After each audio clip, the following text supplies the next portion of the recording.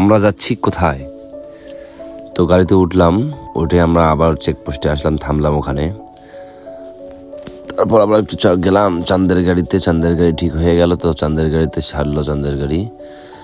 তারপর পাহাড়ি রাস্তা এঁকে বেঁকে যাচ্ছে, অনেক সুন্দর ভিউ।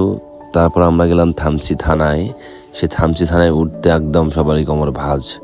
তারপর ওখান থেকে এসে আবার নৌকা নিলাম, নৌকা নিয়ে চললাম সাঙ্গু নদীর তীর ঘেঁষে। রাজা পাথরের দেখা হলো। তারপর আমরা একটু রেস্ট নিলাম অনেক হাঁটাহাঁটির পরে। আবার রওনা দিব, কি জানি বক্তব্য মারলাম, আবার রওনা দিলাম। তো সাপের মতো সবাই হাঁটাহাঁটি করলাম, অনেক মজা করলাম। পাথরের পর পাথর, একের পর এক আঁকা বাঁকা রাস্তা। তবে এই বান্দরবন ঘুরে দেখা শেষই হয়নি আমাদের, তো অনেক পথ বাকি আছে আমাদের সেই জায়গায় যেতে। এর মাঝে হাঁটু অবধি কাপড় উঠে গেছে। তো ওই দিয়ে সন্ধান পেয়েছি আমরা সেই যে জিনিসটার জন্য এত পথ অতিক্রম করে আমরা আসলাম।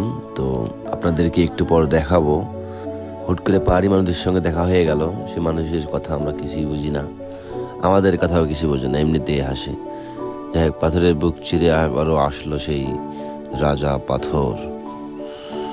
রাজা পাথর, কিন্তু রানী পাথর খুঁজে পেলাম না।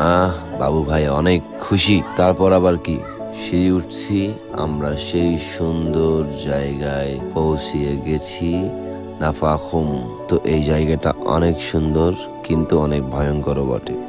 এখানে আপনি স্লিপ কেটে পড়ে গেলে হয়তো পাথরের সঙ্গে মাথা আঘাত খেয়ে মারাও যেতে পারেন। যাই হোক, সাবধানে থাকবেন। আল্লাহ হাফেজ।